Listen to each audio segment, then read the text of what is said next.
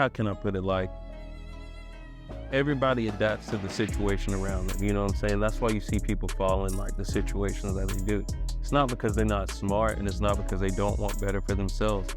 But if you're surrounded by something every day, if you don't have like that self-discipline or the strength that you, and a lot of people do have like self-discipline and the strength, but it's to like fight that battle every day. But then when you got like so many people that you kind of even look up to that's like knocking you down and tearing you down every day, you losing that battle a little bit by little bit each day.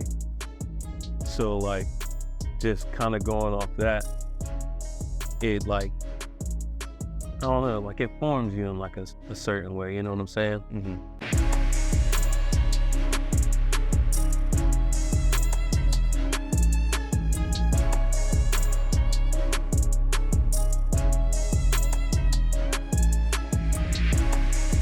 Welcome world, welcome family to another episode of the EL2A Podcast. I'm your host, Jamie Gilmore Jr. To the right of me, you already know what it is, Mr. Military Man, Mr. Miles McConical. How you feeling today, bro? Feeling pretty good today. Good, I love that, man. To the right, I can't dismiss go by without acknowledging. Look at this man, got the corduroy round. You feel what I'm saying? I don't know who this brother is today. We're gonna have to call him Mr. Congressman or something like that. This brother looking presidential up here.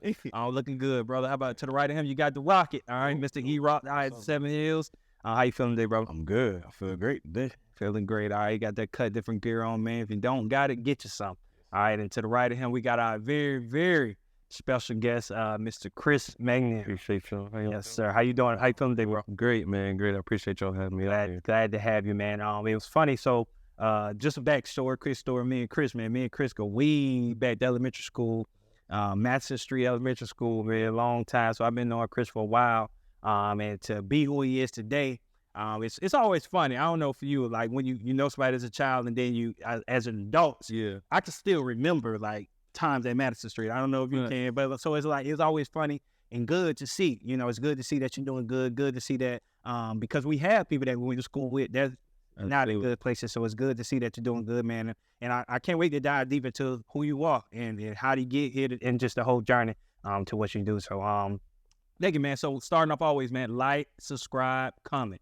All right, right now, let's start off the right way. Make sure you're liking, subscribing, and commenting to this post. We're about to get into some real good information with Chris, and so let's go there. All right, so Chris, talk to me, man. So we can just jump out there. Most people know who you are, Chris McNeil. You're a country singer. What do you say, country singer? What do you call it? Do you call yourself a singer? A country artist? Country artist, yeah. Okay. Country artist. So, and you're a black man. Yeah. So that's something that's in that space, and you can correct me if I'm wrong. I'm pretty sure that's not common to be a country artist and be a black man. How did you get here? Take us on that journey. Always been in music. Even Madison Street, it was like performing art school. So always had music around me. I was in the band in high school, joined the Navy right after high school, long story short. And then I didn't have much to do when I got off work when I first got in. So like I just went and bought a guitar because I walked into one of my friend's apartments and it was like 4 or 5 people sitting in a big circle playing guitar, and I was just like, this is what I want to do in my spare time. Keep me out of trouble, give me something to do. So I was just like, somebody show me something. One of the kids I was friends with was like, I don't know much, but I can show you what I know. And it was like a few chords. And then he was like, this is just to help you get started. So I ended up buying a guitar one day. This is early in 2013. And then went on deployment, started playing once I got back. And then I just started meeting people that I was in the Navy with. And then it just literally took a group of people that I was surrounded with every day to be like, bro, you got to get out and like really chase your dream and do music if this is what you want to do. So that's really how I ended up where I'm at today. Yeah. And speaking of the Navy, we ain't gonna brush by that. So a lot of times, he's smiling. We know it's just military. We got some questions about that. But so obviously when we leave high school, they give us a couple options. You know what I mean? College, military, or job or whatever. You chose the Navy. What went into your choosing the Navy? My mom, big, like honestly, and it was like looking back at first, I didn't think that was something I wanted to do right away. But like in her mind, any mother's mom, like, just like, I gotta get my son out of here before he end up in the wrong crowd, get in trouble. So she was just like trying to stay on top of me, make sure like you either got to go to school or you got to be in someone's military, or like, what are we gonna do? What are you gonna do with your life? And I knew I wanted to do music, but it was like, do I really want to go to college? Am I going to have the discipline to make sure like I stay doing what I need to do, but also be successful with this? But a bunch of my family, like they had a military background, so I felt like, you know, it was something easy for me to do. And I mean, it wasn't easy, but it wasn't hard either. Like I'm cool with being away from home for like a good amount of time. Like it don't bother me as much as the next person. But like once I kind of realized like, all right, I'm ready to move on with my life and do something different, I guess like that was just kind of what made it easier for me to make that transition. And it was a choice. So there was nothing that for you chose to leave the Navy to go on to the next thing. Yeah. So we got my brother Miles right here. You know, my brother got taken away from him. Basically, and you can speak for yourself, but he wanted the long tenure in the service, and your situation is different. So was it the love that you found for the music that took you away from it? Or you just was like, I'm done with this, I need something else? So, because Miles was in the Army, right? So like we can have this conversation. I tell most people like, hey, I got out because it was my choice. It was my choice. But I really didn't have a choice. Because like at the end, like in the Navy, they got this thing called Seaway. And with the job that I had, I wasn't working with everybody else who had my job. I was in a whole different department. So you get forgot about whenever you get in areas like that. So all my looks to re-enlist that came up, but nobody ever told me because they not worried about like promoting the people who got my job because we're the last in their department. Technically, like not on the book, but like it's kind of how you feel. You feel like a redheaded stepchild on it. Yeah. But so by the time that it came up, like I was one of like 2 gun techs on that shit. We had like a real cool NEC, like nobody was certified like how me and one of my boys were at the time. So once they found out I was one of those guys who was being forced out of the Navy, they came down and was like, you know, it's kind of like a computer glitch. Like we can fix that. And I'm like, well, what happens next? You know what I'm saying? Like, what about when I get done doing the job for y'all and I go to work for somebody else? Are they going to fix that for me? Or am I just going to be like, should I just go ahead and have to start now if I'm going to have to do it in the long run anyway? So that's what it came down to. Yeah. So what was that phase like? So leaving. So I share my story all the time when football was taken away from me. When I was done with it, I was in a state of depression. Basically, I was lost. I'm like, what's next? I didn't understand. Like I had to bump my head and do a couple things to figure out to get to where I'm in today. What was that journey like from you the day you decided to leave to you being who you are today? It was different. Because when you in there, and especially like say if you want to get out, like a lot of guys are like, oh, I'm ready to get out. I want to go back home. And then they get back home and be like, man, I'm ready to go back. Like this wasn't the right decision. And I wouldn't say I felt like that, but at one point I was like, man, I don't know if this was the right decision for me. But at the end of the day, I didn't really make that decision for myself. So it was scary at first. Like a lot of late nights just staying up, not because I'm working, but it's just like my mom won't rest. So like, when am I going to do next? You know what I'm saying? So I just had one of them conversations at night and staying up and praying to God. And I was just like, if this is for me, I'm going to do the work, but I'm just going to let you show me that it's for me. Yeah. And then we just been running it ever since. All right. Hey, love that. It is funny. So I'm sitting over here laughing. I know Mr. Jamie will have a fun day, field day with this. So it's funny because your story, I'm not sure Miles, yours was the same, but how you say your mom was like, you know, either you going to college or you going to the military. Man, our mom said that going to college, man. Yeah. To hear that you made that decision, you know, that's crazy because it's like, we even after getting to college and I graduated from college, I had revisited my mom's words again, like, okay, now I have a child, I got to take care of it. Football was done. Yeah. I was used to that. I mean, I went to college and got a degree, but it didn't, you know, I didn't get into the field that I wanted to or the area that I wanted to be in. So then I get to that place in life and I'm like, all right, am I going to get a job or we're going to go to the military? So I actually went to the recruiter's office. Really, bro. And I told Jamie, I was like, after I went, I was like, nah, I'm not doing this. So it's funny to hear that, you know, you made that decision. But again, I mean, it's just, you got to figure out what's best for you. I mean, I tried the whole college thing. A lot of people don't know this, but like I dropped it on the podcast. So I tried to get into Florida State span. Didn't hear nothing back for like the longest time. And this is before I ever went to MEPS or anything. I get to MEPS the night before. everything cool. I wasn't like leaving. I was just enlisting in the Navy at the time. So the next morning you wake up, you turn everything in, like your cell phone and whatnot. Well, my acceptance letter to like go ahead and go and try out for the band had came in, and my mom done called me, blowing my phone up. But I don't got my phone on me. So by the time I walk out the office, now she at work. So I'm trying to call her back. She not answering her phone. So I got home, looked on my bed, and there was my letter. But I was like, well, I mean, you know, things kind of work out for a reason. And so that was just like my reason to go ahead and go. Yeah, it's just I'm saying laughing because, you know, back in high school, people would often compare you and I. They would call us the country dudes. But then just seeing how our life paths were so similar. I mean, for me, it was a choice to go. I tried to go to UF though, not Florida State. All this reason. Anyway, I mean, I'm a Gator fan. Don't get that. It's okay. So I went to go for UF, but at that time, like UF was just insane with enrollment. So you had to do like all these little projects and everything else to get accepted. So I'm like, man, I need a plan B.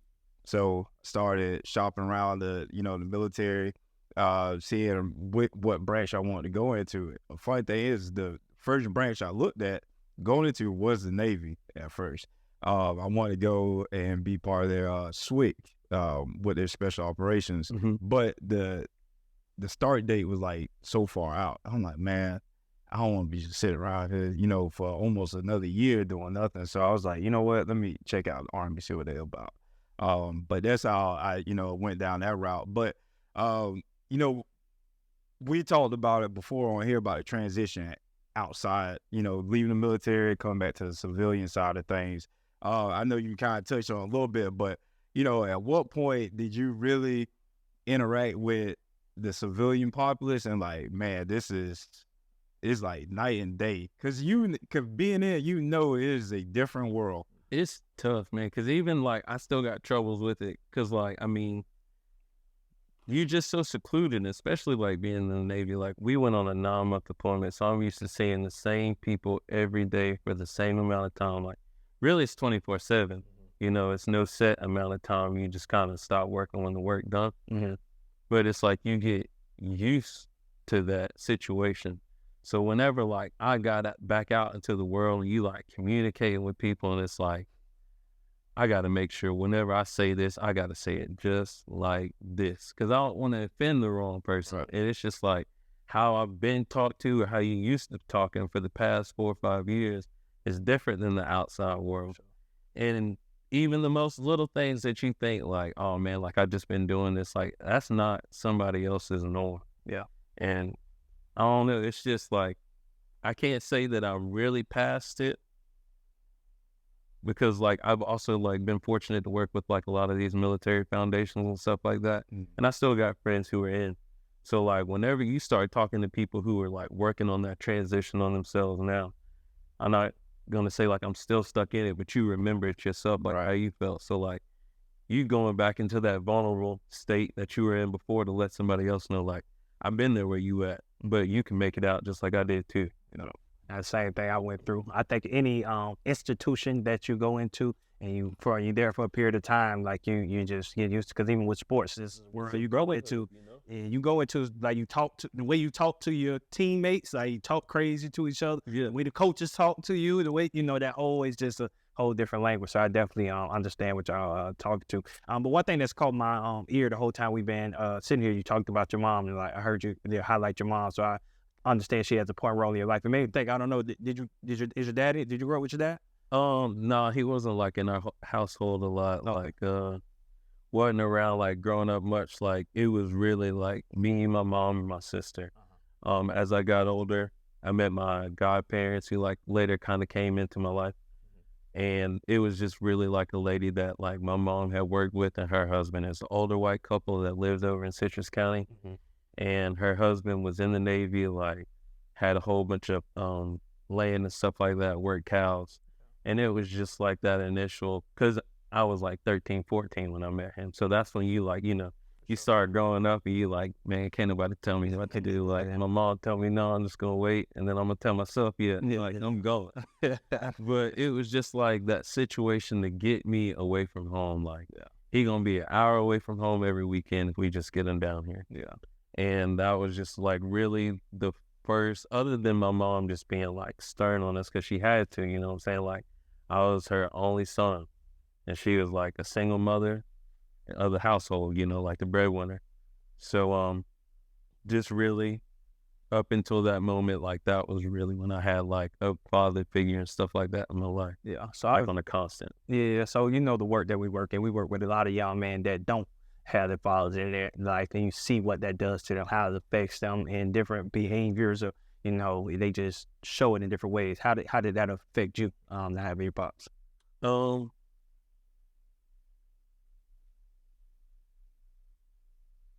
can I put it? Like everybody adapts to the situation around them. You know what I'm saying? That's why you see people fall in like the situations that they do. It's not because they're not smart, and it's not because they don't want better for themselves. But if you're surrounded by something every day, if you don't have like that self-discipline or the strength that you, and a lot of people do have like self-discipline and the strength, but it's to like fight that battle every day. But then when you got like so many people that you kind of even look up to that's like knocking you down and tearing you down every day, you losing that battle a little bit by little bit each day. So like just kind of going off that, it like, I don't know, like it forms you in like a certain way, you know what I'm saying? Like, I know for us growing up, it was just, my mom was always working at nights, and it was just my sister, me and her at the house. Until we got older, you know, to watch ourselves, we had to stay with our grandma and stuff like that. But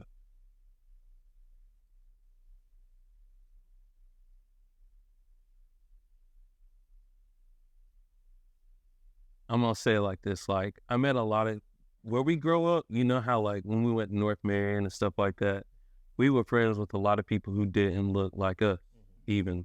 So like once I joined the military, I noticed that like a lot of guys couldn't have friendships like how I had friendships growing up just because of their surroundings or how they grew up. And like people adapt to those situations and they make that outcome. And I'm not necessarily saying that's their own choice and decision, but we all got to kind of just like be there for each other and like shake these kids how y'all are doing, you know what I'm saying? That's why before we even talked about getting on the podcast or doing something like that, I just seen what y'all were doing for the children and how y'all were talking about it and making the community knowing like this is what we're doing and this is how we're making a difference. Not just talking about it, not just like, because growing up, us as kids, like having the people we looked up to, it's just like, you might get a little ice cream, throw a football real quick, and then it's like, all right, we're going to catch y'all later. Right. You know, y'all can't go with us. But y'all like taking these kids somewhere and showing them like different places. That was my thing, is like, I always tell people you don't know what you don't know. Right. And what that means is like, there's a bunch of trades and stuff I didn't know about. Like we saying leaving school, high school, they tell you like you can either go to college or you can go into the military.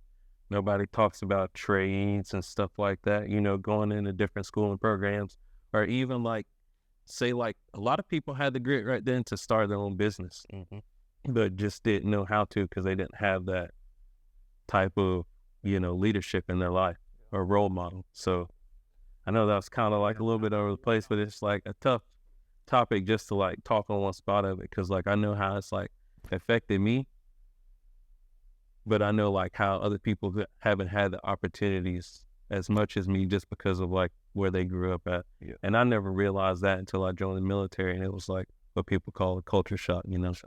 And I'm sorry. I know you was enjoying the pod, but look, Black History Month special edition shirts are on sale right now. Stop what you're doing, click the link that's going to be somewhere on this screen, and make sure you purchase a shirt. Don't want to miss it. Special edition. It's only happening this month. Don't miss your opportunity. And look, there's also a chance for you to win a $100 mystery box. You don't know what's inside, but I guarantee the way that you get it, like, comment, and subscribe to our YouTube channel. Hey, let's get it, man. This message was brought to you by Cut Different. How can I put it? Like, everybody adapts to the situation around them, you know what I'm saying? That's why you see people fall in like the situations that they do. It's not because they're not smart, and it's not because they don't want better for themselves. But if you're surrounded by something every day, if you don't have like that self-discipline or the strength that you, and a lot of people do have like self-discipline and the strength, but it's to like fight that battle every day. But then when you got like so many people that you kind of even look up to that's like knocking you down and tearing you down every day, you losing that battle a little bit by little bit each day. So like just kind of going off that, it like, I don't know, like it forms you in like a certain way, you know what I'm saying? Mm-hmm. So really what's come forward, Lee, I kind of want to, so as we're talking about it, because so I grew up in a household with my dad and my mom, and so I say this a lot of times, it's hard for me to try to say I know what you feel like to when I'm talking to one of the mentees, because I don't. I had a great dad, my grandma, my superhero, you know what I mean? So anything I can feel, you know, as you're trying to communicate what you felt, it's kind of like a mixed emotions. But I understand the whole time you were stalking him when you said your mom name, you spoke like firmness. It was proudness when you said mom. And so I kind of want to spin that to you, man. What does your mom mean to you? Everything, man. Like, obviously, just like any kids, you know, we ain't always get along and stuff like that. Like, I ain't saying I was the best child, because I know that I had, like, you know, gave her troubles, but that's just, you know, it's just unconditional love. Like, I don't got no child of my own, but I know, like, ain't nothing I can really do that's gonna make my mother stop wanting to be my mother, stop ever loving me. Like, you know, she might get mad at me, might not want to talk to me for a little bit, but at the end of the day, she still loves me, you know what I'm saying? Yeah. And a lot of these things, like, in the moment, like, growing up without my father in the household, I didn't realize that when I was younger. You know, I didn't go to everybody's house on the weekend, so I'm thinking that I'm kind of growing up like everybody else. And then as you get older, I think it affected me more just like whenever my friends start having children. And it's like, you hit one of your boys up, it's like, oh man, I can't today. Like, my son got football practice, but before that, I'm gonna take him to get a haircut real quick. And then we gonna go get something to eat. And it's like, it ain't that hard, but you just gotta want to do it. Yeah. All right, so let's get there, man. You're a country singer, bro. Country artist. Let me start saying you're a country artist and you're a black man. And I kind of want to dive into that, man. So it's like what drew you? Because obviously, did you grow up listening to country? Is that something you grew up? So you grew up listening to the country genre, and even going back to how you say being a part of North Marion, and you know, that may have some influence on it as well. But what drew you to who you are and being a country artist? It was just different, and like, people always want something that's different. You know, you're not gonna go out and buy another pair of shoes that's kind of just like that. You're gonna want something that's a little bit different. And I think that's just kind of what like set me apart, but still being attached to country music, I felt like it was like still a part of my lifestyle. But like at the end of the day, we just kind of like put our own little spin on it. You know what I'm saying? Like, it's country music, but at the end of the day, it's almost like stories. Like, you can just kind of slow down and tell. Yeah. With the so growing, was it just country? Did you listen to hip hop? Because was it a mix of everything? Those mix of everything. Yeah, for sure. So when it gets to this point, so why weren't you R&B singer or something? You know, and listening to you now was really like striking me. So I remember you before, like you sound like a country singer, like your voice sound like it just like you were bred into. Like, how did you get the sound? It's just a whole.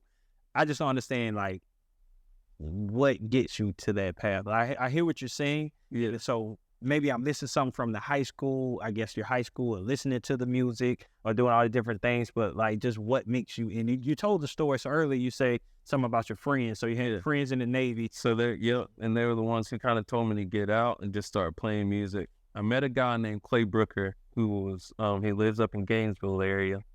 This prior to me getting out, I would come home on leave and he would play like in the Gainesville area. So he was like, hey man, just come up here whenever you home on leave and you can like attend my shows and come play music. So I'm like, all right, cool.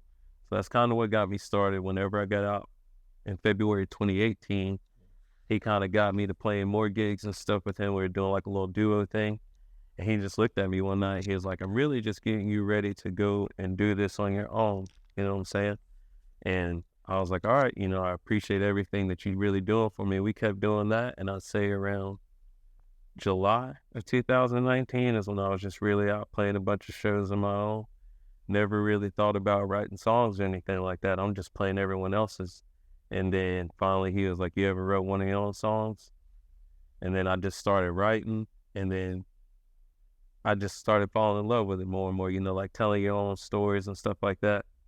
And then I just kind of ended up meeting more and more musicians, and then they just kind of, told me, like, you ever thought about putting your own songs? Because anybody can really put something out on Apple Music and Spotify. And that's just really kind of how I got into it. Like, it was never anything from like a young age that like groomed you to go from.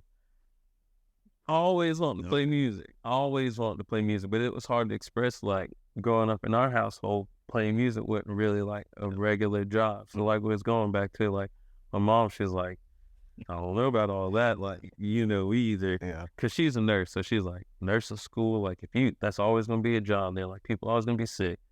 People always going to be in trouble if you want to be a cop. Or you can go into the military, you can go to school. So like, when I was young, she kept having me like write down on a piece of paper, like, what do you want to be when you grow up? So number one thing I was like, I want to be a singer. And she like brought it in, and like, I put some more stuff after that. Like, I know what she wanted to see. Like, I want to be a doctor. So whenever like she seen it, she was like, all right, go back and rewrite it. So I went back, I rewrote it, put singing back at the top. And then I put some other stuff. She's like, all right, go rewrite it one more time. So then I had like put the main stuff at the top, and then I put singing at the bottom. She was like, all right, that's good, And I think she just kind of wanted me to realize, like, if you want to do this, you're going to have to work hard for it, but that's not necessarily like an everyday job that somebody going to go out and get. So that's really how it all, yeah. What's up, family? Man, have you liked, subscribed, or commented yet? Takes 2 seconds. Comment also is a great way to help us refine what we do here. You family, right? We need you. Come on, man. Like, subscribe, and comment. Peace. Like how you say, so working hard. So being in this genre that's, associated with white performers, what challenges, have you faced being a black artist? Anything that you can think of in everyday life. People are going to be people at the end of the day, you know what I'm saying? Like, I met some of the nicest people in some of them rooms. I ain't going to say I met rude people, because even if I have, like, I really don't got to do nothing. Like, whenever you're who you are, like, the crowd that you have around you going to stick up for you, whether you in there or not. You know what I'm saying? So it's just like, it's driven me, especially because, like I said, I know there ain't a lot of people like me. And that was like my first mentality whenever I first started doing this, because when I got out of the Navy, I moved up to Hot Springs, and I wasn't from there.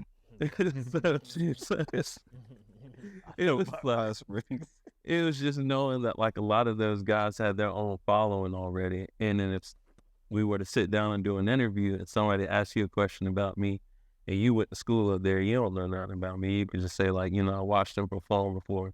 He seemed pretty cool. So having that in my mind and knowing like I wanted to grow as an artist and into the business, I was like, I need to go closer back home and build that relationship with the people around me. Because like before, it was like, whenever you think you could just walk into a room and sing and get a record deal, it's like, man, I want to go home and I want to be able to do this, and do this to give back to the community. But then when you start doing it, it's like, man, I really got to get the community to start listening to me. Right. That way I can like be able to grow and give back like that.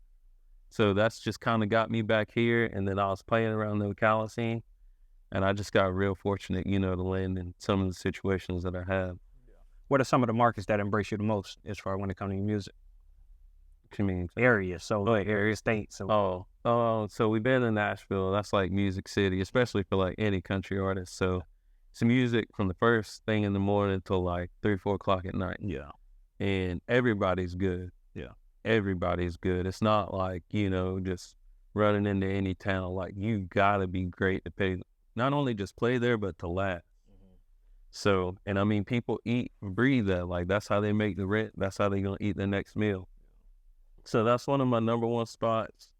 What really kind of got me into it, though, was when I was stationed out in California. We was going to concerts like every weekend, because I know music is something that I wanted to do. So it was just watching everybody's styles, watching their bands, and like how they came up. Mm-hmm. And I'd say it's probably Nashville, San Diego, and I take that back. What first drew me into it that I give number one is New Orleans. I went there when I was like 14, 15 years old. Wasn't even old enough to like, have a good time, what most people would say. Yeah. But my uncle took me out there, and I just remember like walking up on one band, and he ain't trying to rush me. We just stood there all night, and I just watched them play, till they packed up and left. And I was like, man, somebody passed me some sticks and shit, man. I'm trying to play on the drum line. So how? So you do have a band that you perform with. So these guys, when you go, when you go on a date, they come with you and y'all travel together. Yeah. All right. So how do you go about putting this together? So like we're a team here. Like there's certain things, attributes that each of us have to make this thing go. How did it go about? Did you hand select these guys to be on your team? Yeah, man. It took us over time. I say I've probably been playing with the band for a little over 2 years now. And it's just like, it was just auditions. I had one guy who's still playing with me that I started playing music with since I first started my band. But it's like some guys, some people start having families, some people want to move, some people are in school, so it's not really working out with their schedules. Yeah. And you just like kind of eventually find your own little family, like you said. Yeah. Everybody that you guys are working with, you're like a team. And like, all right, if I ain't here, this person kind of already know like what the deal is, what's going on, so I can step out the room and everything gonna be taken care of. So who are some of your biggest music influences? So everybody, I guess, when you're you take from different people that do it well. Yeah. You know what I mean? When I was playing ball, there are certain people I looked at to, emulate, when I play the game. So who are some of your biggest music influences? So my thing, I love country music, and I got like my country idols that like I call, but like I love R&B, and especially when I'm writing country music, because I feel like it's slow down. So like I like old school stuff too. So like one of my dudes is like Luther Van, stuff like that. You know what I'm saying? So like I'll just kind of like set the tone like that before I started writing. I love like some Lauryn Hill, stuff like that, Erykah Badu. But then when it dips in the country, Chris Stapleton. I don't know if y'all heard him. A lot of people listen to him. There's another dude. His name was like Chris Young. I listened to him a lot whenever that was actually one of the main artists. I walked into a Guitar Center that day. I was buying a guitar I told y'all about. There's a black dude in there just like playing. And what's crazy is I had seen him before at a concert, and it was just like, how you look at somebody sometimes that's a complete stranger, but they stick out in the room. Yeah. And then later on in life, you see him down the road and you're like, man, like I knew they stuck out in that room for some reason.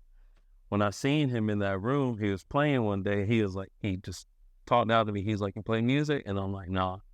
He's like, oh, cool. You want to? I was like, yeah. He was like, who do you picture yourself on stage with? And I already had my answer, but like I ain't never been caught in a position like that just to answer so quick. So I was like, I don't know. And he just looked at me and was like, well, the day that you know be the day that you're ready to play music. And in my mind, I was already like, well, I'm ready then. I ain't tell you. Yeah.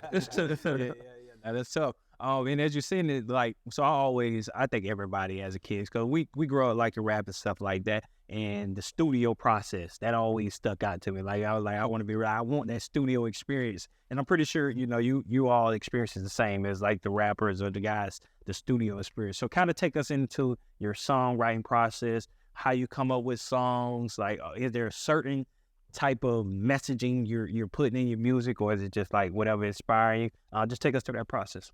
Sometimes I will. Like, sometimes there'll be messages and stuff in it, and like, I'll go and like talk to my people, like, oh, I just wrote this song, and like, I'll play it for them.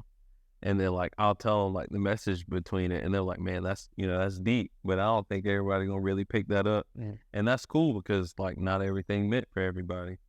But it's just like, anything will really come to me. Like sometimes like I'll be driving, a lot of times like I'll listen to music, so I'll come up with like a melody in my head. I might record it before I get to the show. And then when I got some time to sit down, I'll just go back and through my phone. And I'll just look for all the ideas that I had previously that I didn't have enough time to sit down and write. And then from there, like I'll start writing a song. If I can generally finish the first verse and the chorus, I can finish the song within sometimes I can finish it within a day. Some songs take like 4 or 5 months. Some take 4 or 5 minutes. Like, you remember Chase Tootin? I got like, I written some songs with him. Okay. And I wrote a song about his dad that passed away, and it's called Before I Lost You. And I remember he sent it to me, and I didn't have no time to look at it that night. And I was like, I'm gonna check it out tomorrow, because he wrote it like in a story form. So then I looked at it the next morning. I tried to like play it, and I'm like, man, I'm just gonna give it some time. I'm gonna hop in the shower real quick. I hopped in the shower, wrote the whole song. And like, I'm still lathered up with soap. I'm like, I got to get out the shower and write this all down before I forget. Wrote it down, played it for him and his family. And like, everybody just cried, you know. But it was just one of them that kind of just come to you. Yeah, that's a beautiful skill right there. So even I didn't know Chase wrote music. So he actually writes with you, or yeah, we'll get together, we'll write. Like, and a lot of times if we can't come up with the idea, like he used to like kind of do poetry or like write stories. And I would just like take a story that he wrote and turn it into a song. I was also thinking as you're speaking too. So as for the young, because I kind of want to get to the business side. Obviously, is the music that's all you do? There's nothing else on top of the music that you're doing? No. So I still like whenever I first got out of the military, I was doing construction like that. I do land clearing and stuff like that now. Okay. Still to like work out with my music schedule. My music is number one priority. Mm-hmm. And thankfully, like I work with great people who's always given me the opportunity to let me go and chase my passion, but that also comes with working hard too. Yeah. Because what I'm thinking about is like the business side of it. Because there's some young artists that's going to tap into this. They're going to see Chris. They see Chris at Workspace Collective in Nashville doing all these things, and they want to wonder, how can I make this a real opportunity for me? So can you more so talk about like the business side to it? What went to the branding when you like at the original form when you started the brand, like how you went about it? So really it's just having the right team. Like whenever I was doing it on my own, I had a logo, I was making hats and branding myself, doing t-shirts and stuff like that. But it's really all about knowing like what you're trying to get into and knowing the type of jobs that need to be done and then finding the correct people that can get those things done. Because that's all it really comes down to. Like for me, whenever I first got started, I was playing all my gigs, doing everything on my own.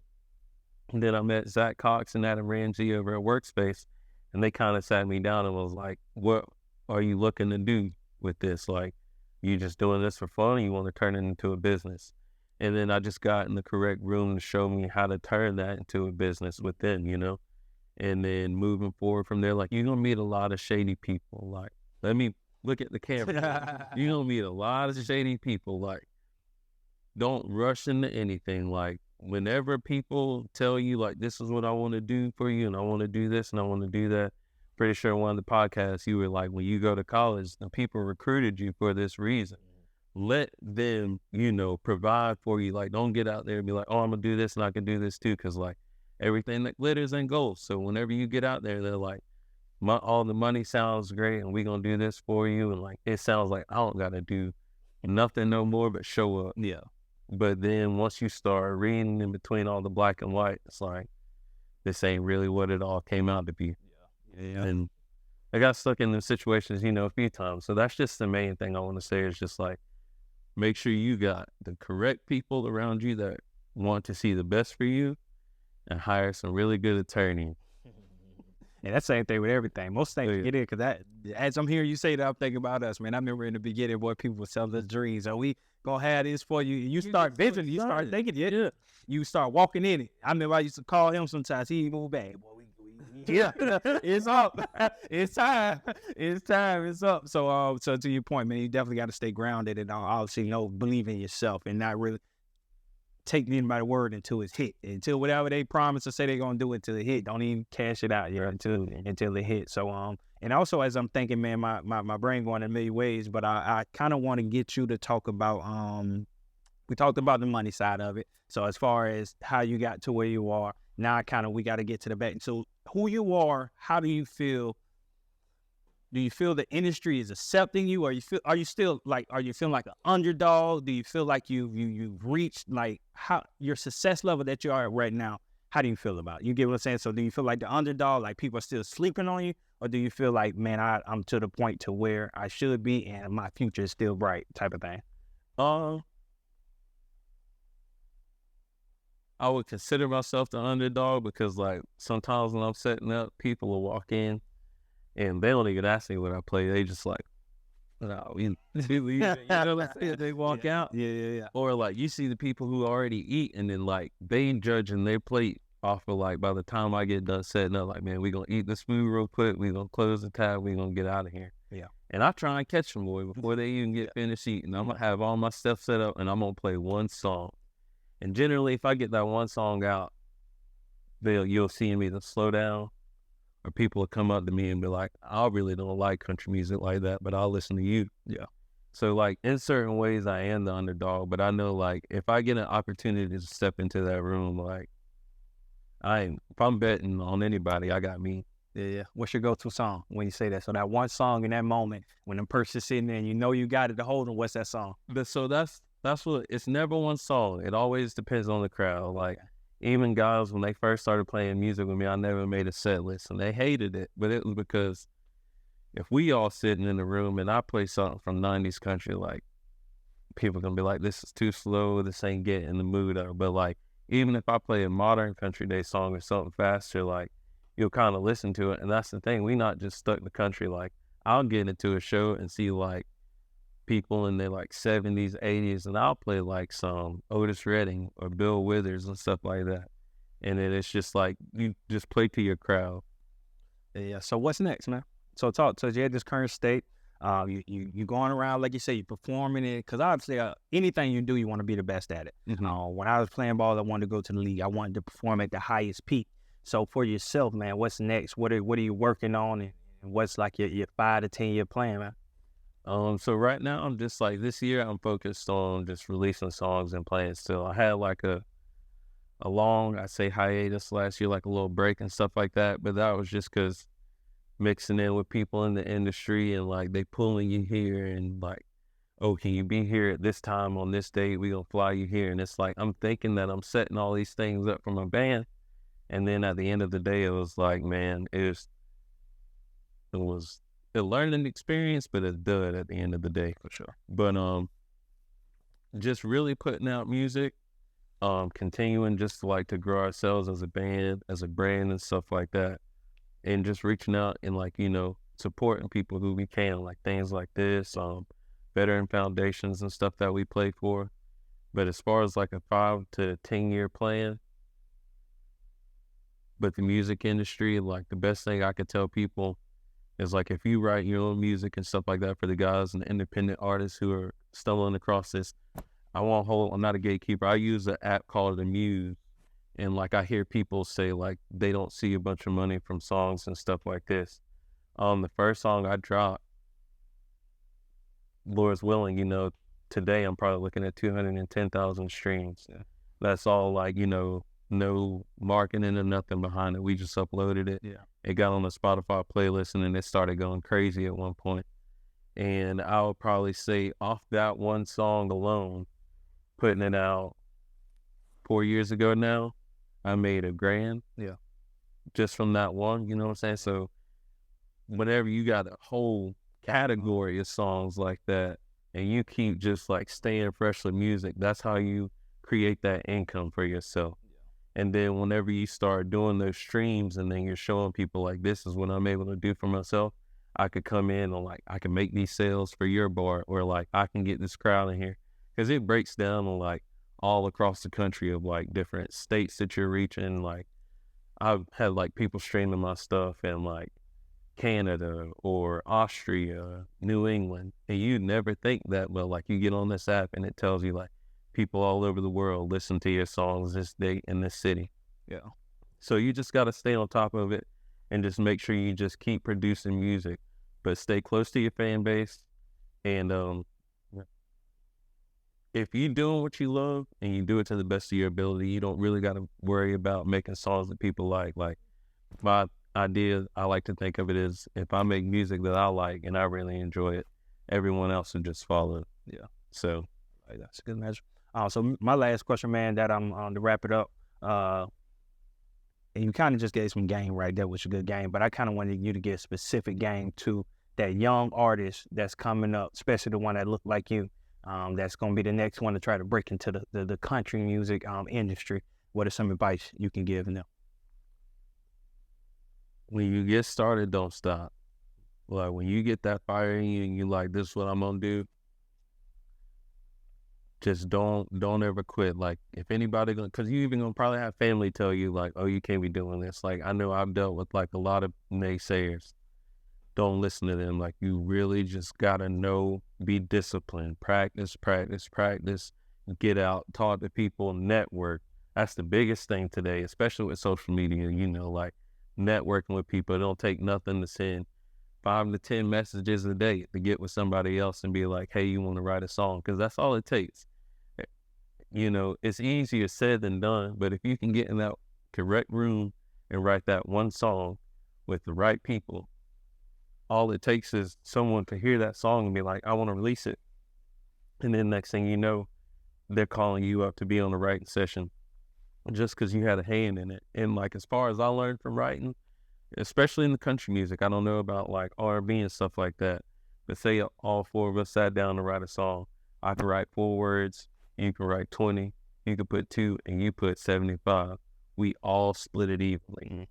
So that's just like what make it cool about it. Yeah. And you just build them relationships, but just networking, practicing, getting out there, introducing yourself to people, being kind, stay prayed up, because you gonna have to do that. Like, there's a lot of trials and tribulations, and especially in the middle of the night when we out there playing, you know what I'm saying? Like, you just run into different type of crowds and like people who just try to get you. So just be smart and know that, like, yeah, it might be fun, but at the end of the day, it's a job that we came to do, and it got to be done. Gang, I love it, man. So I appreciate you, bro. I appreciate you for joining. I appreciate you for being a viewer of the podcast as well, man. It's all love. So, fellas, y'all got anything else y'all want to spin off of? I took some away. Play to your strengths.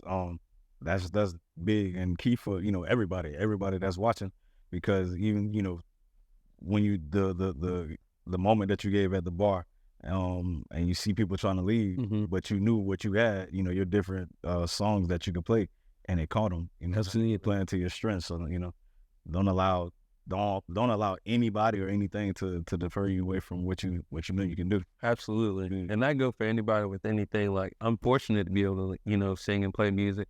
I tell people all the time, like, you know, if I knew how to lay brick like a masonry, and like before I started doing this, that's what I would go do. But everybody has their own craft. Like, some people are really good at talking to someone. Like, even like some of these kids, you know, you say like, your initial thought is to say like, I understand how you feel, but you necessarily don't know how they feel.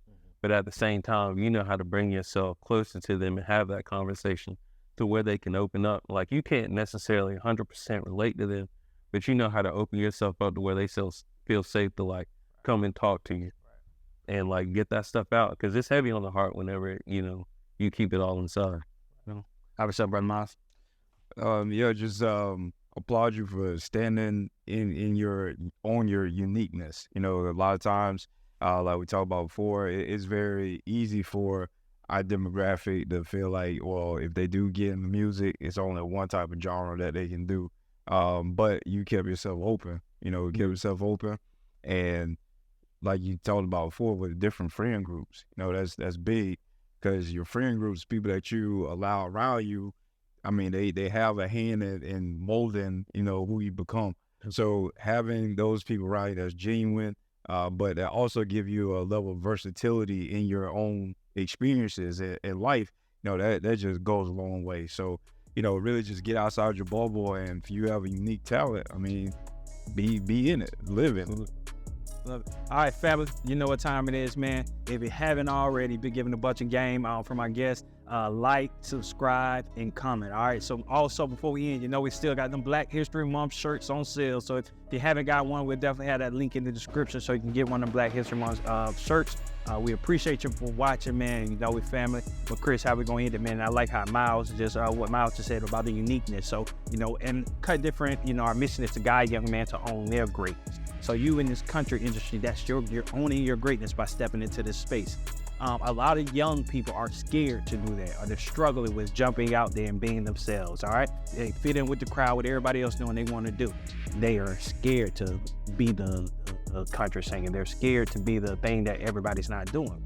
And you did it. So I want you to look in that camera and get a game to the people of give them some inspiration on how or why, you know, they should jump out there and own their greatness to end it for us. To kind of go to what I said earlier, I think this was off camera, but can't nobody see the vision that God created for you. I don't care if it's your mama, your father, brother, sister, like, you got a vision that God created and put in your eyes. And you know that's why you feel it here. Everybody got their own things that they want to do. So whenever you kind of find your craft and you know what it is, just dive into that and pour all your faith. Like, faith without work is dead. So you just can't sit here and be like, God got me. At the end of the day, you're going to have to get up and do something on your own. But just know that whatever you got in your mind, you can put yourself to, because had I not had the correct people around me and the knowledge of knowing what I can do myself, I probably wouldn't be here today. But thankfully, you know, just like having those people and knowing what I bring to the table and stuff like that, can't nobody stop what God got for you. And everybody that come with you can't go with you. So don't feel bad whenever you feel like, I wouldn't say, you know, forget about where you came from, but just know that you just can't stay in the same situations where you were at before. Like, you know, even like a snake, they shed their skin to grow too. Like, you say people don't want to step out their shell, like a crab does that to be able to grow. So, and I know it's like all these little metaphors, but these are things that I think about and, you know, make me comfortable and knowing like, I got to keep moving. I think it was like KJ Kinsler who just did his thing. And it's like, no risk, no story. Risk, no story, sir. And that's really what it is. Like, I remember my grandparents used to tell me all these crazy stories about, you know, their lifetime and their experiences. And I was thinking, how am I going to remember this and tell my children? But at the end of the day, you create your own story and you're going to tell somebody else. So that's what you got to get out here and do. Let's get it. Hey, no risk, no story, man. We'll see y'all next week.